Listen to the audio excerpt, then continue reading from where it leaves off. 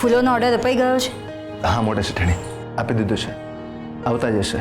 Phone કરતો રહેજો.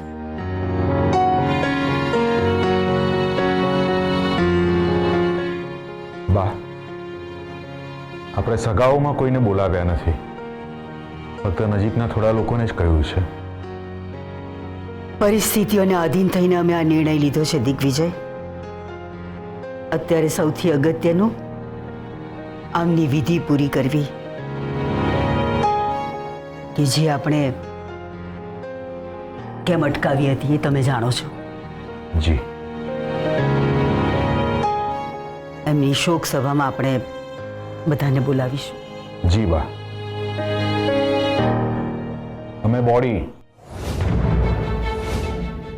અમે કેસરની બોડી લેવા જઈએ છીએ. તમે આવશો? જો કે અમે નથી ઈચ્છતા કે તમે આવો. આ કામ અમે પતાવી દઈશું.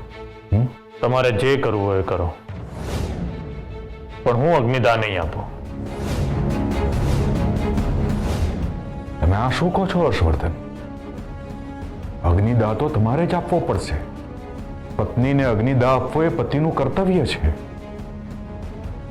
એ તમારા અર્ધાંગીની હતા, પત્ની હતા. અગ્નિદાહ તો તમારે જ એમને આપવો પડશે. એ જ ધર્મ છે, એ જ કર્મ છે. ધર્મ અને કર્મ શું છે ને એની મને નથી ખબર.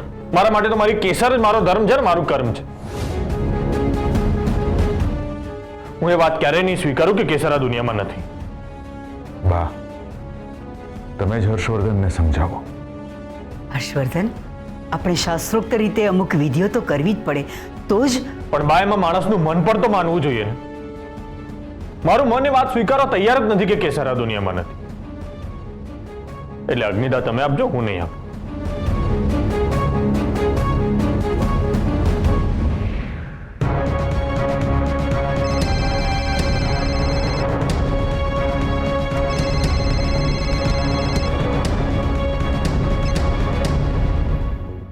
અમે જરા વાત કરી લઈએ.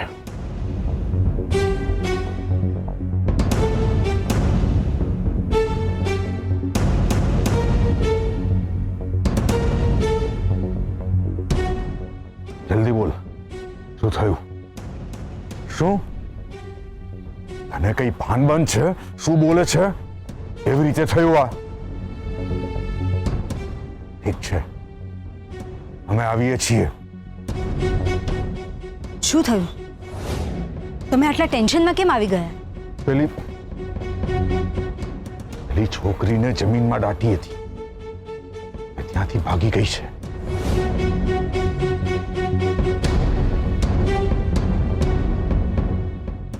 શું? કેવી રીતે? એ અમને પણ નથી ખબર. અમારે પણ એ જાણવું છે. અમે તમને પહેલા જ કહ્યું હતું કે તમારા એક પણ માણસ કામના નથી, ત્યારે તમે અમારી ઉપર જ ગુસ્સો કરતા હતા. તમારો બકવાસ નથી સાંભળવો અમારે. અમે જઈને આવીએ છીએ. તમે ત્યાં સુધી અંતિમ સંસ્કારની તૈયારીઓ કરાવડાવો.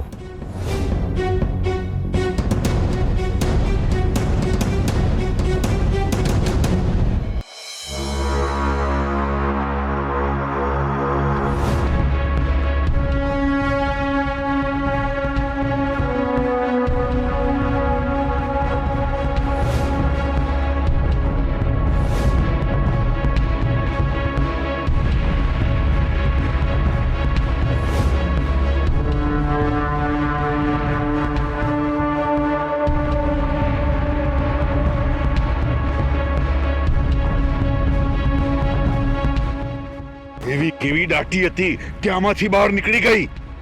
શેઠ, અમે તો બરોબર દાટી હતી, માટી દબાવીને, પણ એ છોકરી સ્ટ્રોંગ હતી. એ છોકરી બહુ સ્ટ્રોંગ હતી એટલે તમે જ નમાલા હતા ને? અને તમને રાજગઢ છોડીને જતા રહેવાનું કહ્યું હતું ને? શું કરો છો અહીંયા હજી? હા શેઠ, તમે કહ્યું હતું. અમે નીકળી પણ ગયા હતા, પણ રાત્રે ચેક નાકા ઉપર પોલીસ ઊભી હતી, એટલે અમે ઘરે પાછા આવીને સૂઈ ગયા હતા. બીજા દિવસે સવારે અમે નીકળવાના જ હતા, પણ આ પન્નાને ખબર પડી કે આ બધા લફડામાં એનું પર્સ ક્યાંક પડી ગયું છે. અમને થયું કે એ પર્સ આ જગ્યાએ પડ્યું છે, એટલે અમને બધાને બીક લાગી કે પર્સ અહીંથી મળશે તો મોટો પ્રોબ્લેમ થઈ જશે, એટલે અમે પર્સ શોધવા માટે અહીંયા આવ્યા અને અહીંયા આવીને જોયું તો ખાડામાંથી માટી બહાર અને છોકરી ગાયબ.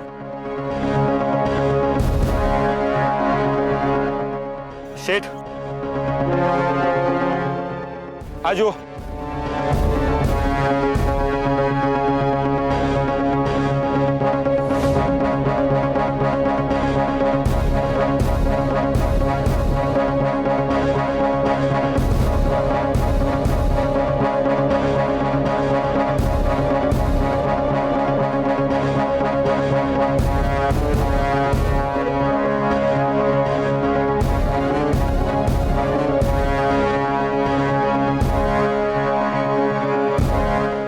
કર્મની વાત તો અમે જ કરતા હોઈએ છીએ અને કેસરે એકવાર અમને જોઈ પણ લીધા હતા. ક્યાંક અમે એને યાદ તો નહીં હોઈએ ને? નોટિસ બાય કર્મ લખવાનું શું અર્થ હોઈ શકે? એણે આડકતરી રીતે અમારા માટે તો નથી લખ્યું ને?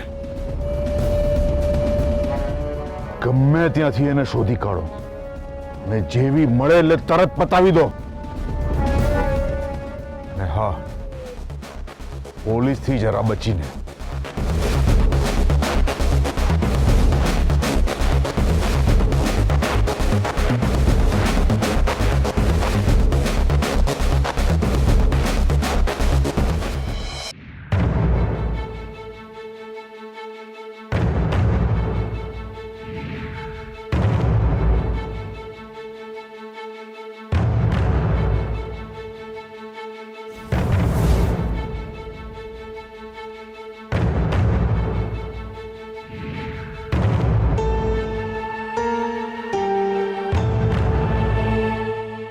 ભાભી, મોટાભાઈ સાથે વાત થઈ કે ક્યારે કેસર ભાભીને લઈને આવે છે?